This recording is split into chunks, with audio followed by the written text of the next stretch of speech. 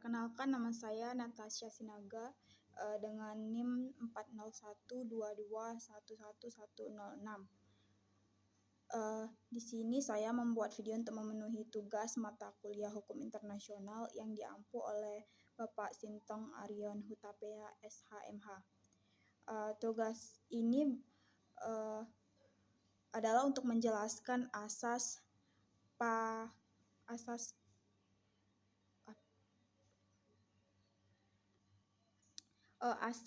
par imparem non habet imperium, atau asas untuk tidak turut campur negara terhadap urusan domestik negara lain. Sebelum masuk lebih lanjut, pertama-tama saya akan menjelaskan tentang yurisdiksi negara.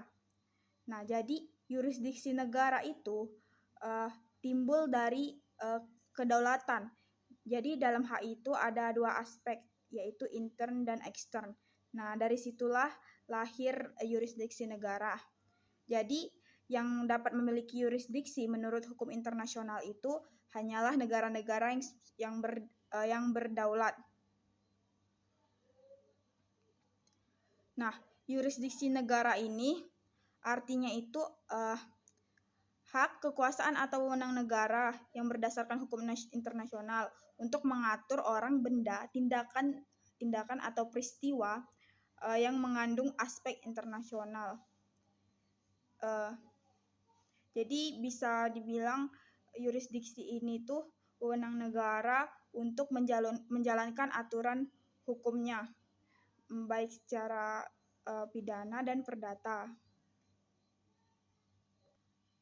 Prinsip-prinsip umum yurisdiksi itu ada beberapa. Yang pertama itu hukum internasional tidak membatasi yurisdiksi yang dijalankan oleh setiap negara kecuali jika pembatasan itu telah dibuktikan adanya sebagai prinsip hukum internasional. Negara tidak akan menjalankan yurisdiksi atas peristiwa, orang, dan benda yang tidak ada sangkut pautnya dengan negara tersebut. Kemudian, negara tidak boleh melaksanakan wewenangnya di wilayah negara lain. Jadi negara tuh tidak bisa mengambil tindakan-tindakan di wilayah negara lain dengan cara melaksanakan hukum nasionalnya tanpa persetujuan negara tersebut. Ini tuh berdasarkan Treaty or Consent.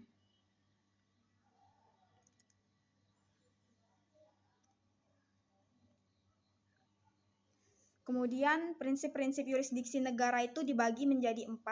Ada prinsip teritorial, prinsip nationality, prinsip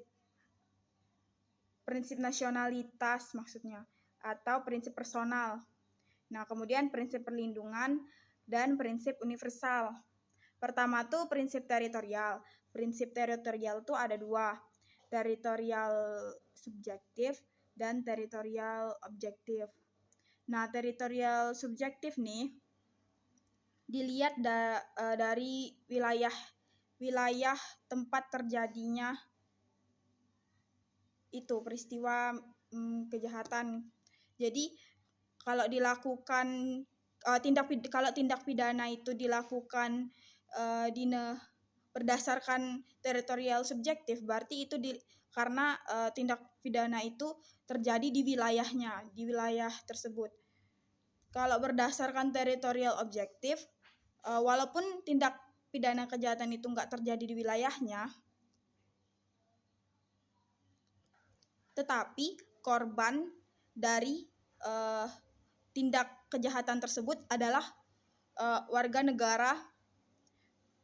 negara dia. Jadi ya ini dilihat dari kalau yang yurisdiksi teritorial ini intinya dilihat dari wilayah di mana tindak kejahatan itu terjadi. Kemudian ke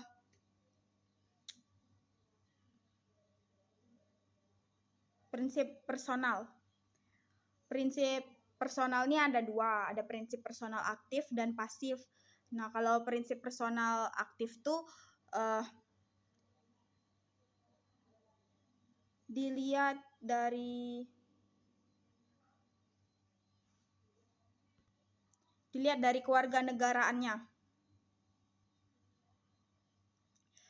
Kalau seandainya pelaku kejahatannya itu adalah warga negara dia, maka tindakan kejahatan tersebut diadili di negaranya. Tapi walaupun tindak kejahatannya bukan terjadi di wilayah negaranya. Kalau prinsip nasional pasif itu pelakunya itu bukan warga negara dia, dan itu tuh nggak terjadi di wilayah negaranya juga, tapi korbannya itu dari negara dia. Jadi jadi pokoknya tindak kejahatannya itu berakibat pada negara dia. Makanya ini disebut prinsip personal pasif. Kemudian yang ketiga ada prinsip perlindungan. Nah, hukum internasional mengakui bahwa setiap negara dapat melaksanakan yurisdiksinya terhadap kejahatan-kejahatan yang membahayakan keamanan dan integritas terhadap kepentingan vital ekonominya. Kemudian, negara dapat menjalankan yurisdiksinya berdasarkan kepentingan dan keamanan negara yang merasa terancam meskipun tindakan dilakukan di luar negara tersebut dan oleh pelaku yang tidak berkewarganegaraan dari negara yang terancam. Terus yang terakhir ada prinsip universal. Prinsip universal ini tentang suatu kejahatan tunduk pada yurisdiksi universal apabila kejahatan tersebut dapat ditundukkan pada yurisdiksi semua negara dimanapun perbuatan itu dilakukan. Kemudian ada contoh kasus yaitu tentang tewasnya Duta Besar Amerika Serikat dan 3 warga negara Amerika Serikat lainnya di Libya, tepatnya di Benghazi. Jadi di situ Christopher Stevens sebagai wakil Duta Besar Amerika Serikat di Libya itu diserang di konsulat di gedung konsulat AS di Libya itu. Jadi dia diserang oleh orang-orang bersenjata di situ. Nah, ini nih sampai menewaskan si Christopher Stevens tadi yang merupakan Duta Besar Amerika Serikat dan 3 orang lainnya yang merupakan warga negara Amerika Serikat juga.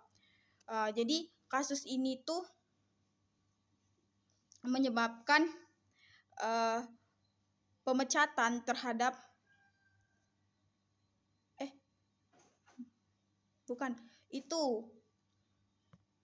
Kepala Departemen Hubungan Luar Negeri Amerika Serikat tuh mengundurkan diri karena kasus ini, dan 3 orang lainnya itu dihenti tugaskan. Hal ini diduga karena adanya kegagalan dalam sistem keamanan misi Amerika Serikat di Libya itu tadi. Penyerangan itu dilakukan selama 9 jam, tetapi tetap aja nggak bisa menghentikan penyerangan itu. Nah, dari kasus ini orang-orang yang bekerja dalam hal keamanan terhadap kedutaan besar Amerika di Libya itu dilakukan pemecatan terhadap mereka itu ya karena mereka itu kan warga negara Amerika Serikat yang berada di negara Libya. Jadi dengan asas personal aktif tadi, dia tuh diadili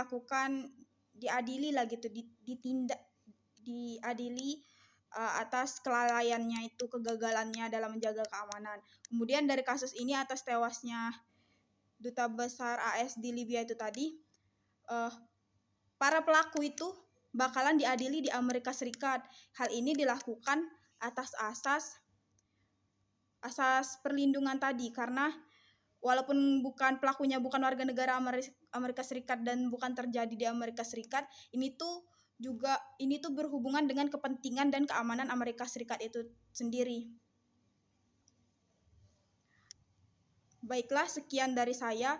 Jika ada kekurangan dan kesalahan, saya mohon maaf. Terima kasih.